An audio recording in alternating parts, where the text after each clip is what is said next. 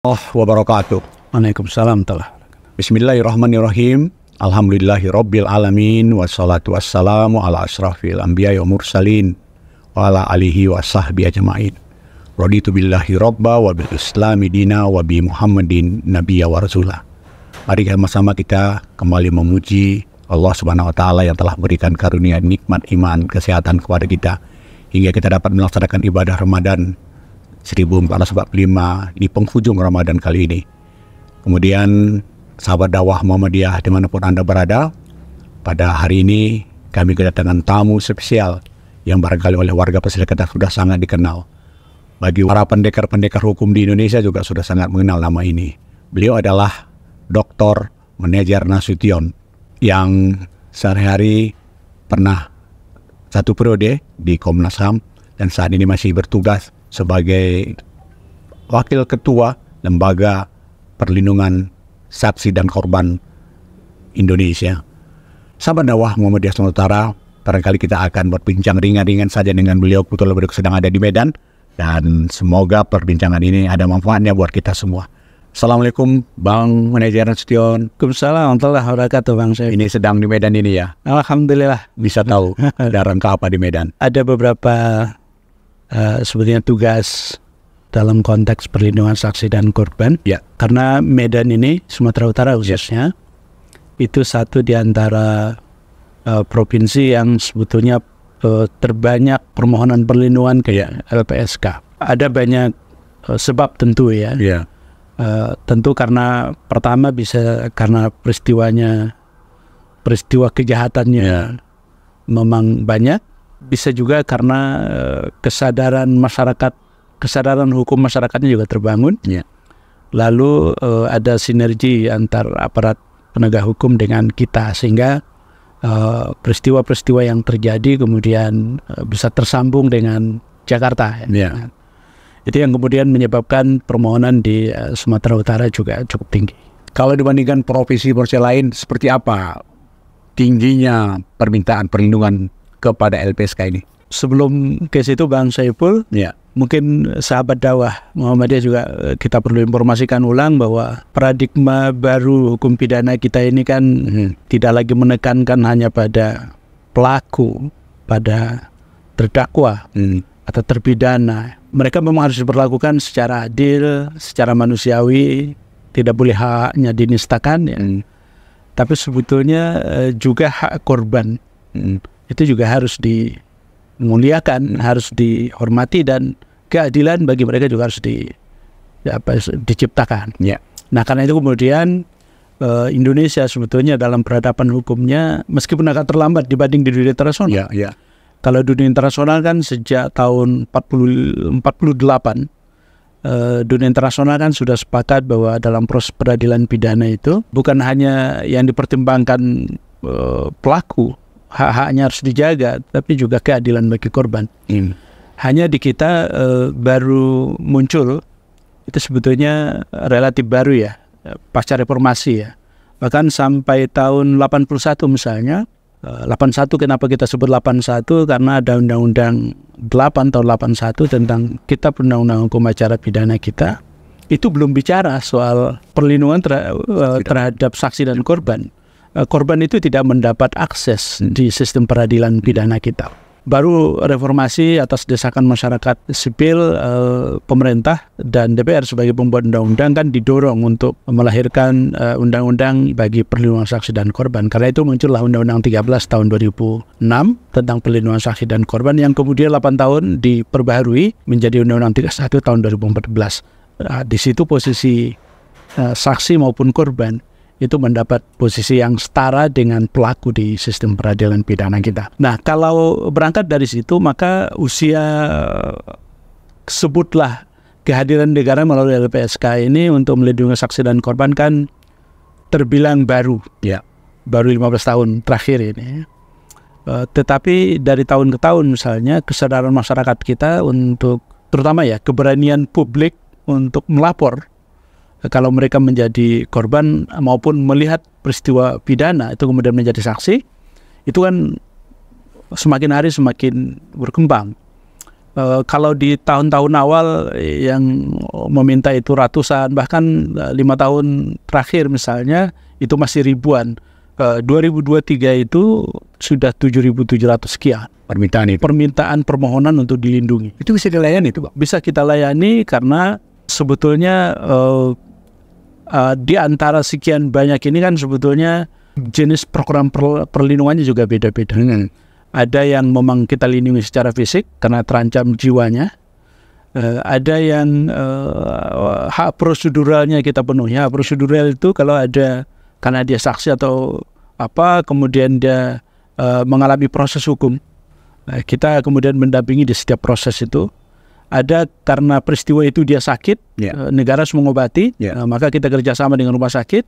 Atau dia trauma karena peristiwa itu, kemudian kita kerjasama dengan psikolog untuk melakukan pemulihan. Atau kemudian ada ganti kerugian yang harus diberikan kepada mereka-mereka yang jadi korban. Misalnya itu yang dalam dunia hukum kita disebut sebagai ganti kerugian dalam bentuk kompensasi maupun restitusi. Nah, sebetulnya itu yang ditawarkan oleh negara. Kembali ke pertanyaan Mbak Abang tadi, memang di antara sekian banyak provinsi, pemohon terbanyak kalau di Jawa tentu Jawa Barat, Jawa Timur, Jawa Tengah gitu. Kalau itu beda ya? Itu di Sumatera itu memang Sumatera Utara menjadi pontennya nomor 1 ini. Mungkin Sumatera Selatan setelah itu ya? Kemudian Sumatera Selatan. Nah itu kan Sumatera Utara misalnya karena luasan wilayah, kemudian provinsi terbesar di Sumatera, di samping tadi ada kesadaran masyarakat hukumnya relatif lebih bagus, masyarakat kita tahu memperjuangkan hak-haknya, kemudian muncul permohonan-permohonan seperti itu. Di samping juga ada kerjasama sebetulnya dengan aparat penegak hukum untuk kemudian membangun kolaborasi antara aparat penegak hukum di sini dengan LPSK. Bisa tahu dari kasus apa terbesar permohonan-permohonan itu? Kalau dari 7.700 sekian itu yang terbesar sekarang justru kasusnya KS, kekerasan seksual. Jadi yang paling menonjol di kita sebetulnya di Indonesia itu kekerasan seksual. Sampai kita pada kesimpulan sebetulnya kita mengalami apa yang disebut dengan darurat kekerasan seksual. Kalau LPSK itu ada sidang mahkamah pimpinan setiap Senin. Setiap minggu itu hari Senin kita sidang. Itu kalau ada 10 permohonan, itu 60% kasus soal kekerasan seksual. Yang kalau kita lihat polanya, melanda anak-anak kita. Siapa aktornya? Nah, ini yang juga menjadi miris. Aktornya adalah orang-orang yang terdekat dari korban, baik di keluarga maupun di tempat-tempat yang mestinya mereka mendapat pengayoman, misalnya di tempat-tempat sekolah, sekolah bernuansa asrama, atau dari tempat-tempat yang mestinya anak-anak kita mendapat perlindungan. Madrasah, tentu konotasinya kalau madrasah hanya sekolah Islam gitu ya. Sebetulnya terjadi juga di semua sekolah-sekolah yang tadi bernuansa asrama. Bisa yang bernuansa agama maupun bernuansa komunitas gitu ya, berbasis agama maupun berbasis komunitas gitu. Peran LPSK itu terasa nggak buat pemohon-pemohon itu setelah kita tangani? Iya, sangat terasa. Setiap tahun kita melakukan apa yang disebut dengan penelitian terhadap kepuasan pemohon ya, pelanggan. Jadi kita survei setiap tahun dari sekian banyak kita sebut terlindung. Kemudian mereka membuat testimoni begitu ya, bagaimana respon mereka terhadap kehadiran negara melalui LPSK untuk memberikan perlindungan. Itu luar biasa. Bang Saiful misalnya korban pelanggaran HAM yang berat, misalnya di antara 8 atau 9 tindak pidana yang menjadi prioritas kita. KS tadi masuk, TPPO masuk, perdagangan orang, TPPU masuk, pencucian uang, terorisme masuk, korbannya masuk, itu korupsi masuk, di samping kekerasan seksual tadi, kemudian penganiayaan masuk. Penganiayaan oknum seperti polisi? Iya, itu kalau dilakukan oleh polisi, torture. Itu disebut dengan penyiksaan masuk, pelanggaran HAM yang berat juga masuk. Nah, pelanggaran HAM yang berat sekarang ini kan sudah ada 16 peristiwa yang sudah diputuskan oleh Komnas HAM. 4 diantaranya sudah diputuskan melalui pengadilan HAM. Sementara 12 ini belum ya. Nah, tapi korban-korbannya kan meskipun misalnya ya pengadilan HAM-nya tidak ada, tapi korbannya ini kan harus dipenuhi haknya oleh negara. Yeah. Maka kemudian LPSK memberikan pemenuhan hak-hak korban, tetapi memang terbatas pada kesehatannya. Kemudian kalau ada yang trauma pemulihan trauma psikologisnya, ada juga yang disebut dengan psikososial. Psikososial itu sebetulnya sebuah ini teori baru dalam pemulihan korban di dunia internasional, bahwa kalau ada korban kejahatan mestinya negara harus mengembalikan korban ini kepada situasi sosial ekonomi seperti yang bersangkutan sebelum jadi korban. Maka kemudian kalau dia kehilangan papan, tempat tinggal, negara harus hadir, pangan, sandang, kesehatan, pendidikan, kesejahteraan, pekerjaan, dan seterusnya gitu. Tapi barangkali itu masih cita-cita kita ya. Dan itu sudah kita lakukan. Bang, terkait rumah aman seperti apa, Bang? Itu salah satu hak. Oh iya. Jadi perlindungan fisik sebagai perlindungan tertinggi di kita, itu yang paling tinggi ada safe house, ada rumah aman. Rumah aman itu adalah rumah yang memang disediakan oleh negara bagi mereka-mereka yang terancam keselamatannya, karena mereka menjadi korban maupun saksi, terutama saksi. Ya. Nah, LPSK mengelola itu, dan di hampir semua kota-kota besar di Indonesia kita punya rumah aman, termasuk di sini. Ya, di sini di mana, Bang? Nah, karena di rumah aman tidak boleh tahu. Harus rahasia. Ya, betul. Jadi saya misalnya salah satu pimpinan di LPSK hanya tahu rumah aman itu kalau saya yang menangani kasus. Ya. Saya tahu. Berarti penghuninya ada terus itu, Bang? Maka rumah aman kita itu yang paling banyak mobile. Iya. Jadi misalnya di Medan peristiwa Langkat misalnya. Langkat yang kita tangani itu kan ada itu yang bupati itu ya? Ya, itu paling banyak kan di kita. Dan peristiwanya kan sangat sangat tragis ya dari segi kemanusiaan ya. Itu mobile. Jadi tidak permanen. Jadi misalnya kita membutuhkan, kita melindungi 6 bulan karena proses hukumnya 6 bulan misalnya, itu kita tempatkan di tempat tertentu yang sepenuhnya dalam perlindungan dan pengawasan LPSK. Sahabat dakwah Muhammadiyah dimanapun berada, kita sudah mendengarkan berbagai penjelasan yang cukup komprehensif dari Bang Manajer Nasution tentang terkait dengan peran LPSK di Indonesia. Barangkali ada beberapa hal yang ingin kita sampaikan lagi, kita tanyakan adalah di mana LPSK ini sangat disorotin atau terlibat dalam hiruk-pikuk kasus Sambo. Seperti apa sih, Bang, tekanan-tekanan yang dihadapi LPSK ketika menangani kasus orang termohon dari kasus Sambo? Ya, sahabat dakwah saya kira hampir semua sahabat dakwah Muhammadiyah ini hampir semua kita hampir 1 tahun disuguhkan dengan peristiwa itu. Dan sebagai orang yang ikut terlibat langsung dalam proses itu, saya melihat sebetulnya ada yang bisa dilindungi oleh LPSK itu kan dia saksi, korban, tapi juga bisa saksi ahli, saksi ahli, bisa juga dia whistleblower, pelapor, tapi juga ada dia pelaku, tapi pelaku yang mau kerjasama, namanya saksi pelaku, atau dalam istilah hukum perlindungan disebut dengan justice collaborator atau JC. Nah, Sambo ini sebetulnya tepatnya Richard. Richard. Kenapa saya sebut Richard? Ya karena peristiwanya sudah selesai. Jadi kalau dalam masa perlindungan kita harus menyebut inisial karena keselamatan. Tapi sekarang kan sudah selesai. Nah, Richard itu kita terima sebagai justice collaborator. Nah, justice collaborator itu salah satu subjek hukum yang memang kita diberi kewenangan untuk memberi perlindungan. Dan dalam sejarah LPSK menangani justice collaborator, Bang Richard ini penanganan yang paling lengkap. Dia tadi dapat perlindungan fisik. Fisik itu rumah aman. Selama proses persidangan, mulai dari proses penyidikan sampai di penuntutan di persidangan itu dalam pengawasan LPSK. Kita tempatkan di tempat tertentu, meskipun akhirnya publik tahu itu di rutan Bareskrim, tetapi di ring satunya itu kita menempatkan LPSK 3 shift sehari. Kemudian PHP-nya dia dapat, hak-hak proseduralnya di setiap proses kita dampingi. Mulai dia dibon oleh Komnas HAM kita dampingi, dia di BAP oleh Didampingi terus ya? didampingi sampai di proses persidangan. Kalau ada pertanyaan yang menjerat, kita ingatkan bahwa tidak boleh pertanyaan menjerat gitu. Dia dapat itu. Kemudian medis juga dapat, kalau dia sakit kita dampingi. Psikologis juga dia dapat.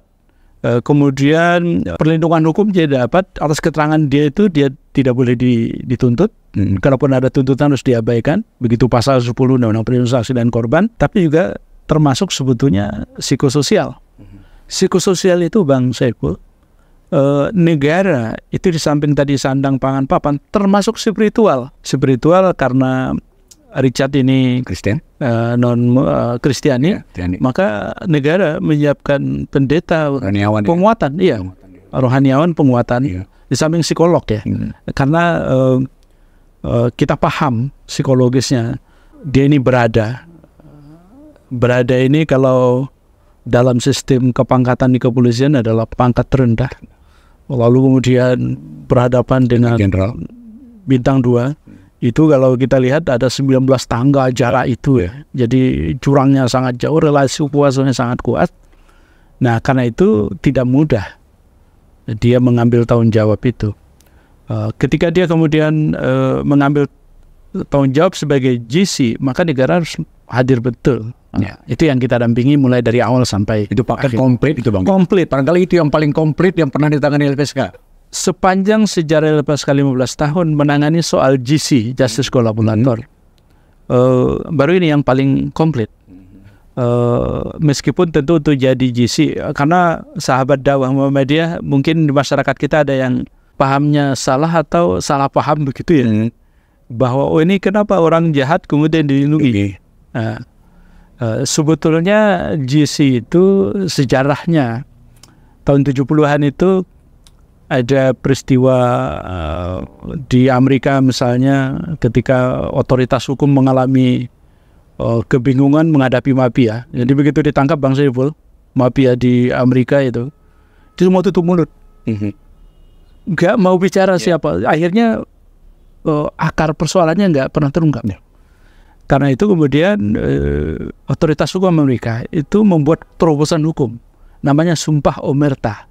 Sumpah Omerta itu diumumkan kepada publik termasuk para mafia ini, siapa di antara kalian yang mau menceritakan, buka mulut, bersuara itu, membicarakan siapa jaringannya, apa dan seterusnya, mengurai jaringan, maka ya diberi reward, diberi penghargaan. Nah, karena itu kemudian para mafia itu yang ketangkap ini buka mulut. Nah, sejak itulah kemudian norma ini diadopsi oleh hukum otoritas hukum Amerika dan di hampir semua negara, termasuk Indonesia. Nah, karena itu GC sebetulnya tetap ia pelaku, bagian dari pelaku kejahatan.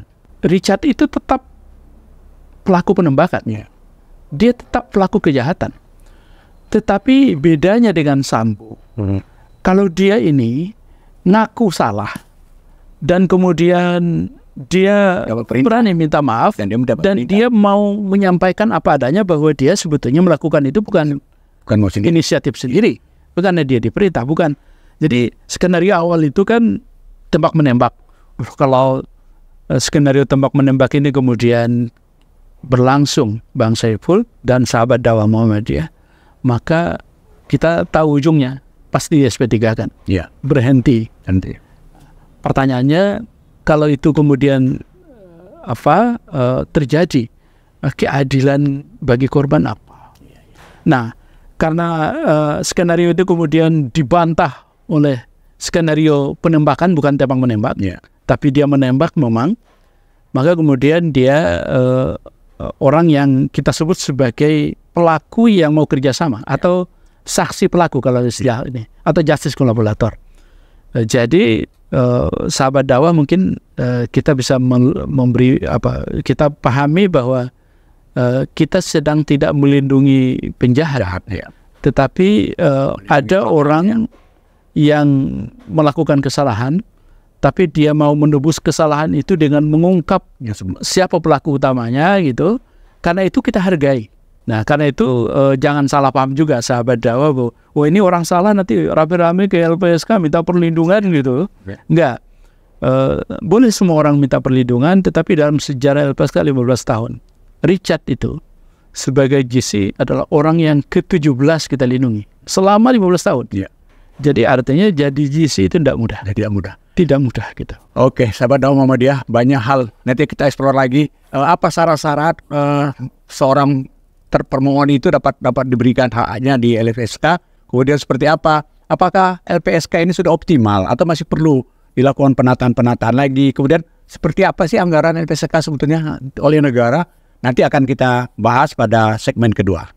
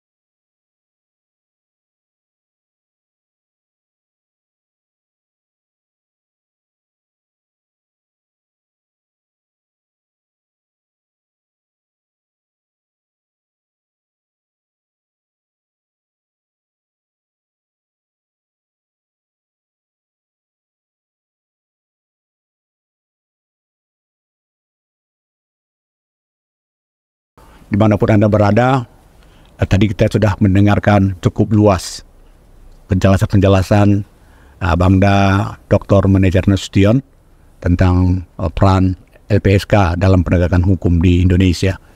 Kalau kita nanti akan bahas lebih lanjut persoalan-persoalan LPSK ini, karena ada beberapa hal lagi yang barangkali perlu kita tuntaskan. Tapi sebelum itu kita mau dekat dulu lah dengan beliau, bahkan tidak semua orang kenal. Bang Nasution, asalnya dari mana sih Bang nih? Iya, kalau Nasution sebetulnya pasti dari Mandailing. Iya, iya. Tetapi 3 generasi itu, ompong kita itu sudah di Pasaman, Pasaman Barat. Iya. Jadi saya sudah generasi 1, 2, 3, generasi ketiga. 3 di sana. Di Pasaman Barat. Iya, iya.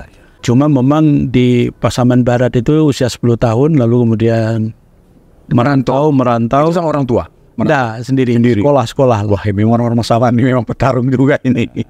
Ke Padang Panjang, ada dulu MAPK.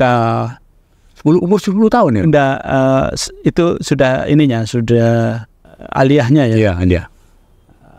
SD saya tinggalkan kampung, karena orang tua melihat kalau di kampung ini sekolah sudah merantau kelas 4 SD kan. Ke pesantren, kemudian ke 3 tahun, kemudian ke Kota Baru Padang Panjang 3 tahun, sudah itu di UIN Imam Bonjol Padang. 95 pindah Jakarta.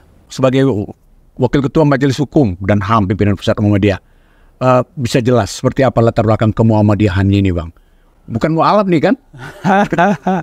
Jadi saya kebetulan 88 kuliah itu menjadi Ketua Komisariat IMM di Fakultas Syariah dan Hukum di IAIN waktu itu UIN Imam Bonjol Padang.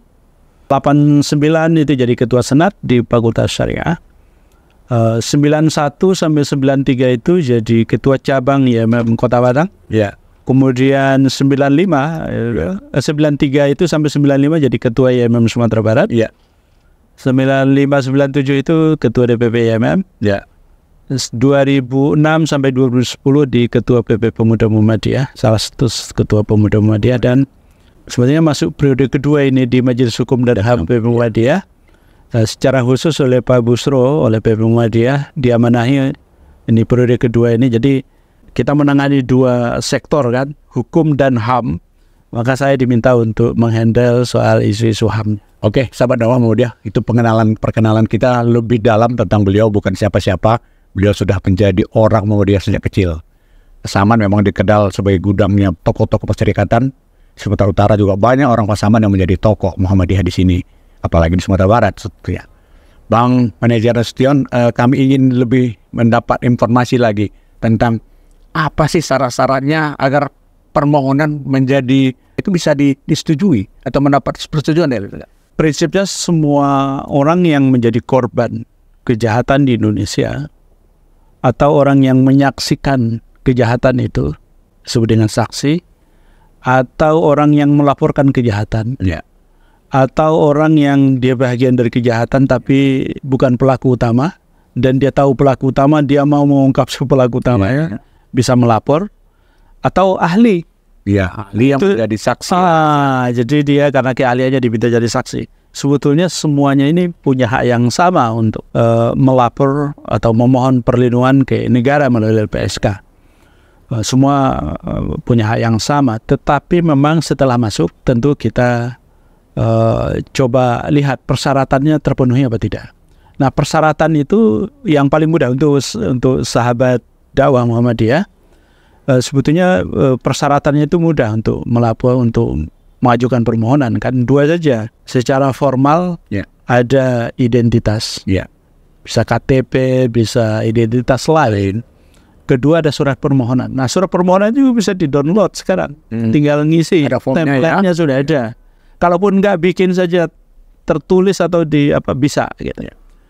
Nah, yang kedua ada persyaratan material, Material itu untuk menunjukkan ada pidananya, minimal ada LP, laporan polisi. Nah, jadi kalau ada yang menjadi korban, ya lapor ke polisi, lalu kemudian ada LP-nya, itu bisa. Nah, yang kedua kronologis singkat peristiwa itu. Nah, ini saja terpenuhi, sebetulnya sudah bisa melapor ke LPSK. Nah, setelah sampai di LPSK, tentu LPSK melakukan apa yang disebut dengan penelaahan. Mungkin publik atau sahabat dakwah Muhammadiyah mungkin mengenal investigasi begitu ya. Kita periksa ini memenuhi persyaratan apa tidak. Nah, setelah kita periksa, 4 persyaratan utama itu akan terpenuhi apa tidak. Misalnya, pertama, dia punya informasi penting apa tidak, signifikannya informasi. Karena apa? Kehadiran LPSK itu sebetulnya untuk membuat terang peristiwa.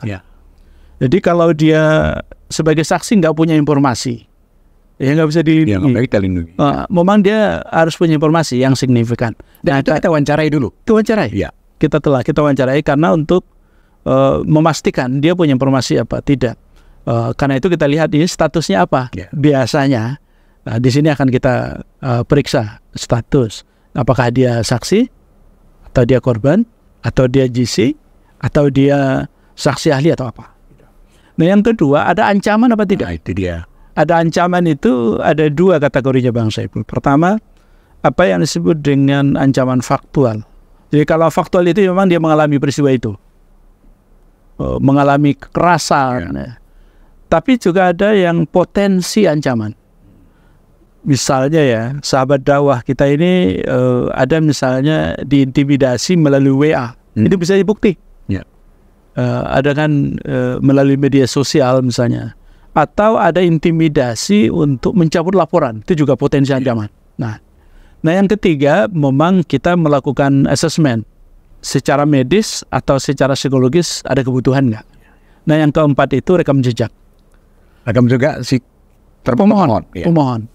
Kalau misalnya pemohon ini punya rekam jejak yang sebutlah punya rekam jejak melakukan kejahatan, kekerasan, atau residivis gitu ya, itu mah nggak bisa Tapi kalau dia clear soal 4 ini bisa diterima oleh LPSK sebagai terlibat. Jadi kalau orang menyampaikan permohonan ke LPSK kemudian diproses di Jakarta, sementara dia kasusnya di Medan ini, berarti LPSK turun ke Medan atau?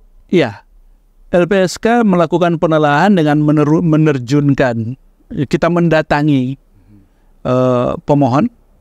Yang paling utama karena prinsipalnya pemohon. Nah, kita datangi apa yang dialami, kebutuhannya apa ya. Kalau memang itu kita anggap prioritas lah ya. Semua permohonan. Kecuali kalau misalnya ini kan seleksi di pintu pertama kita menyebut Biro Pendalaman Permohonan. di pengaduan masyarakat lah. Ini udah seleksi akhir lah ya. Seleksi, ini memenuhi persyaratan untuk ditindaklanjuti. Baru kemudian ada investigasi. Kalau di tahap pertama ini sudah tidak memenuhi, pertama, ini nggak ada tindak pidananya. Misalnya, lewat. Yang masuk ke LPSK itu, yang 7.000 tadi itu ada orang kelahi sama suami, minta cerai. Jadi dari 7.000 itu berapa yang lolos? Nah, yang menjadi terlindung kita berarti orang yang sudah kita terima 4.000-an. 4.000-an berarti separuh ya. Separuh. Karena selebihnya ya nggak memenuhi syarat. Misalnya dia pinjam meminjam, ancaman yang kalah ya. Kecuali kalau ada ancaman. Kalau gitu sumber daya insani, sumber orang SDM-nya berapa banyak sih Bang di LPSK itu? Nah ini juga menjadi tantangan ke depannya. Mungkin kalau di awal-awal pembentukan LPSK dengan permohonan yang masih terbatas, sumber daya kita sekarang 300-an, kemudian ada BKO dari kepolisian sekitar 50-an. Menangani kasus di seluruh Indonesia tentu pasti belum memadai. Kemudian luasan wilayah secara geografis luar biasa kan. Indonesia ini kalau kita naik pesawat dari paling ujung ini Aceh sampai Papua sana itu 12 jam. Kayak Eropa kan? Oh iya, di Eropa itu udah seluruh Eropa kita jalani gitu.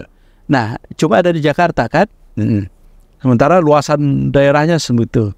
Nah, kemudian kita perjuangkan ada kantor perwakilan ya. Oleh negara baru diizinkan 2 yang operasional, 1 di Medan ini. Ada di Medan ini. Iya. Yang kedua di Yogyakarta. Nah, yang sudah dikeluar izin prinsipnya karena izin prinsipnya dari PAN-RB. Iya. Jadi LPSK mengusulkan dengan naskah akademik yang memadai, lalu negara kemudian mensahkan. Itu baru 13 yang kita ajukan itu baru 2. Jogja yang itu sudah operasional. Izin prinsipnya keluar NTT. Karena NTT itu kawasan-kawasan yang rawan lah ini ya. Itu karena TPPO paling besar di Indonesia.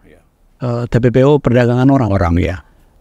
Alasannya jadi ART, asisten rumah tangga, dan dibekerjakan di tempat lain. Bang, idealnya sebetulnya LPSK ini seperti apa sih sebetulnya? Kan belum sampai bentuk ideal. Keinginan mimpi kita seperti apa? Usia 15 tahun ini saya kebetulan dengan kawan-kawan punya kesempatan untuk melakukan studi banding, studi tiru ke negara-negara yang sistem perlindungannya terhadap saksi dan korban lebih maju. Peradaban hukumnya lebih dulu dari kita. Di Eropa misalnya US Marshal.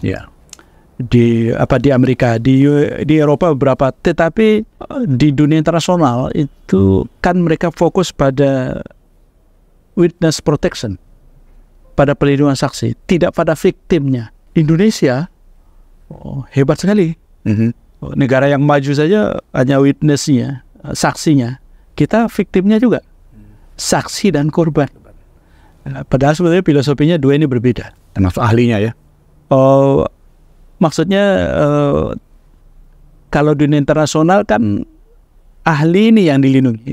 Dia ahli, ahli saksi ahli maupun saksi korban gitu ya. Tetapi kalau di kita enggak, korbannya juga dilindungi. Padahal sebetulnya kalau saksi itu tentu tingkat kerawanan ancaman itu lebih tinggi ketimbang korban. Korban ini kan relatif tidak. Maka di negara-negara yang lain itu sebetulnya nggak ada kantornya pakai label nama karena harus rahasia. Kalau di kita karena digabung antara victim, antara korban dengan saksi. Kantor LPSK-nya itu pakai masuk di Medan. Di Medan. Pakai. Saya pikir di Jakarta aja, Medan enggak gitu kan. Kalau di sini terbatas menerima permohonan. Anggaran yang disediakan pemerintah memadai nggak Bang? Nah, jadi kalau bicara soal bagaimana impian kita ke depan soal LPSK itu, pertama hulunya memang hukumnya ini harus diperbaiki. Saya melihat hukum kita, hukum perlindungan ya, itu masih diskriminatif. Misalnya, masa cuma tindak pidana itu saja yang dilindungi negara? Tindak pidana tidak semua tindak pidana. Misalnya kalau tindak pidana yang itu kan yang limitatif cuma 8. Padahal tindak pidana itu bukan hanya itu kan. Bukan hanya seksual, bukan hanya korupsi, bukan hanya terorisme, pelanggaran HAM, banyak lagi yang lain gitu. Nah, belum lagi misalnya kalau hukum administrasi misalnya, TUN, Ya. ini nggak bisa kita lindungi. Ya. Atau perdata, nggak bisa. Padahal korban perdata bisa ancamannya lebih besar loh. Ya. Misal kasus tanah, ya. Atau misalnya tidak pidana politik seperti sekarang. Itu kan nggak masuk dalam, padahal Makanya mafia tanah masih gentayangan ya. gitu. Nah, itu strategi, karena itu ke depan mau undang-undangnya harus dirubah, hulunya itu harus dirubah. Di samping kewenangan. Nah, kewenangan LPSK misalnya soal GC, mestinya kan yang punya kewenangan menetapkan GC itu LPSK. Karena LPSK kan dari awal gitu. Ya. Coba kita udah capek-capek dari awal nih. Dari awal mulai dari penyelidikan, penyidikan, penuntut, sidangnya kemudian hakim mengatakan bukan GC. Selesai. Lalu mereka yang sudah berkorban ini gimana? GC misalnya justice collaborator. Itu ancamannya luar biasa loh dari pelaku itu, dari pelaku utama. Karena dia mengambil tanggung jawab untuk mengungkap pelaku utama itu kan. Maka musuhnya jelas gitu. Nah, kalau kata hakim nggak GC, loh perlindungan dia gimana? Ya. Nah, misalnya begitu. Itu di hulu ya. Termasuk misalnya kita punya kewenangan untuk memberikan ganti kerugian kepada korban, baik dalam bentuk restitusi maupun kompensasi. Tetapi misalnya kalau restitusi ini sudah kita lakukan, jadi kita punya tim untuk menghitung restitusi, lalu kemudian kita ajukan ke jaksa penuntut umum untuk dimasukkan dalam tuntutan, lalu hakim memutus. Tapi kompensasi misalnya, kompensasi itu baru 2 kejahatan kan yang ada hukumnya. Satu terorisme, kedua pelanggaran HAM berat. Pelanggaran HAM berat ini korbannya nggak dapat kompensasi karena apa? Dalam undang-undang undang-undang pengadilan HAM, undang-undang 26 tahun 2000 itu syaratnya harus ada yudisial melalui pengadilan HAM. Pengadilan HAM-nya nggak ada. Beda dengan terorisme. Terorisme dengan undang-undang 518 itu bisa berlaku surut loh. LPSK bisa membayar kompensasi bagi korban terorisme, malah kan sampai bom Bali macam-macam gitu. Jadi ini nah yang kedua yang saya kira ke depan juga harus di samping hulu ya, tapi juga ada faktor tengah yang juga sangat penting ya, soal SDM.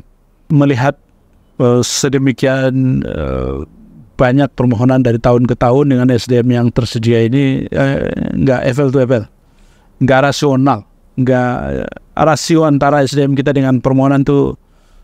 Nah, tetapi juga kelembagaan, nggak mungkin kita selalu fokus di Jakarta. Mestinya di setiap provinsi punya kantor perwakilan, sehingga mata, telinga, dan jangkauan LPSK itu lebih dekat dengan korban dan masyarakat itu.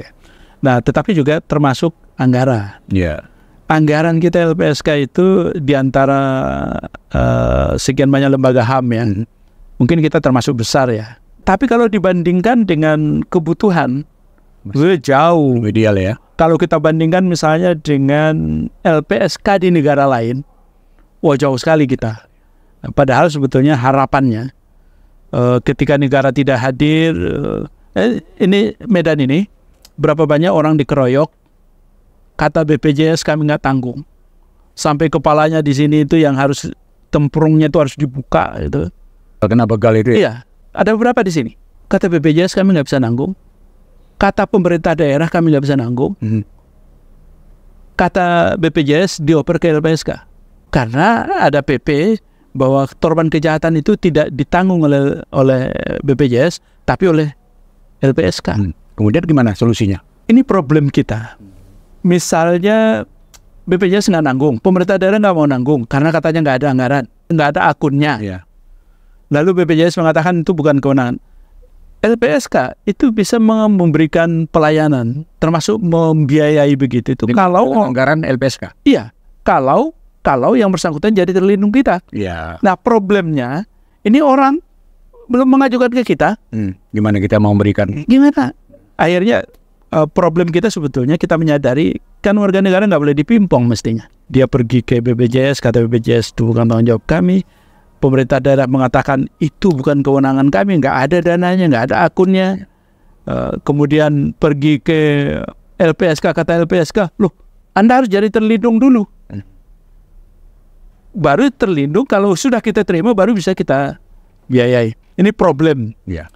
Mestinya diselesaikan sehingga kemudian warga negara tidak mengalami dipimpong begitu ya, sehingga hak-haknya bisa terpenuhi gitu. Sahabat dakwah Muhammadiyah dimanapun Anda berada, barangkali perbincangan kita dengan Abang Anda Dr. Mujiono Nasution ini sudah lebih dari 30 menit. Barangkali segera kita akan mengakhiri dialog ini, walaupun sebetulnya masih banyak hal-hal yang ingin kita sampaikan. Barangkali ada pesan-pesan terakhir Bang disampaikan kepada sahabat dakwah. Iya, peradaban hukum kita di Indonesia ini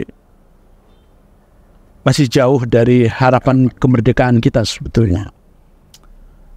Karena itu tidak ada pilihan kalau ingin Indonesia menjadi tetap mengatakan sebagai negara hukum, maka tidak ada pilihan, hukumnya harus diperbaiki. Kalau pendekatannya Friedman misalnya, ada 3 yang harus dipenuhi itu. Pertama, memang hukum kita itu harus direview, mana yang substansinya masih sesuai dengan keadilan, sesuai dengan kemanusiaan universal atau tidak. Dan dari segi aspek ini sebetulnya banyak hukum kita yang, bahkan kalau saya mencoba melihat dari negara-negara lain, Indonesia termasuk yang paling produktif mengeluarkan hukum, menerbitkan hukum. Kita surplus soal hukum ini. Tetapi kata Friedman kan di samping hukumnya bagus, mesti ada struktur hukum, aparat penegak hukumnya. Ini juga harus baik. Nah, aparat penegak hukum itu ya jaksa, ya polisi, ya hakim, ya pengacara, tambah untuk korupsi KPK. Ini harus baik. Kalau aparatnya nggak baik, hukumnya baik, nggak juga. Tetapi yang ketiga, kata Friedman itu kan ada yang disebut dengan culture, budaya hukum masyarakat. Jadi hukumnya baik, katakan aparatnya baik, tapi kesadaran masyarakatnya juga harus terbangun. Maka edukasi, saya kira Muhammadiyah melalui sahabat dakwah ini bagian dari upaya kita sebetulnya untuk memberi tanwir, pencerahan soal bagaimana sebetulnya menegakkan hukum. Bahkan dalam salah satu sifat Muhammadiyah itu kan sangat menjunjung tinggi hukum perundang-undangan yang berlaku. Nah, karena itu saya kira Muhammadiyah mengambil peran pada peradaban hukum itu. Terima kasih Bang Mujiono Nasution. Sahabat dakwah Muhammadiyah, begitulah perbincangan kita yang cukup menarik, setengah jam lebih dengan Wakil Ketua Majelis Hukum dan HAM Pimpinan Pusat Muhammadiyah. Sekarang juga masih Wakil Ketua Lembaga Perlindungan Saksi dan Korban. Banyak hal sebetulnya ingin kita sampaikan. Awalnya sebetulnya kita ingin mengangkat tema ini tentang seputar reputasi. Bagaimana membangun reputasi hukum di Indonesia yang saat ini sudah sangat parah gitu. Tapi karena kita lebih banyak mengeksplor tentang LPSK, bahkan tema awal yang ingin kita bangun itu tergeser masalah itu. Mungkin kita akan bertemu lagi pada kesempatan lain ketika beliau nanti barangkali akan ke Medan. Ini arahnya kemana Bang? Ini pulang kampung di Jakarta. Oh tidak, berapa tahun Abang tidak raya ke sana? Tahun lalu. Oh ya alhamdulillah. Tahun lalu itu khotib di Masjid Alhamdulillah. Raya. Karena banyak juga orang kampung kadang-kadang udah Jakarta lengket terus susah pulang. Tapi barangkali orang Pasaman yang saat ini masih rajin pulang. Sahabat dakwah Muhammadiyah dimanapun berada, terima kasih perhatian Anda. Kami dari Majelis Pustaka dan Informasi akan terus memberikan pemahaman-pemahaman, pencerahan-pencerahan lewat media dakwah yang kita miliki. Harapan kami sahabat dakwah dapat mensubscribe, klik loncengnya agar media dakwah ini dapat terus berkembang. Terima kasih banyak Abang Mujiono Nasution atas banyak hal yang telah disampaikan, akan menjadi pencerahan buat warga Perserikatan dimanapun akan berada. Kami akhiri pertemuan ini dengan nasrun minallah wa taufiq wa basyirin mu'minin. Assalamualaikum.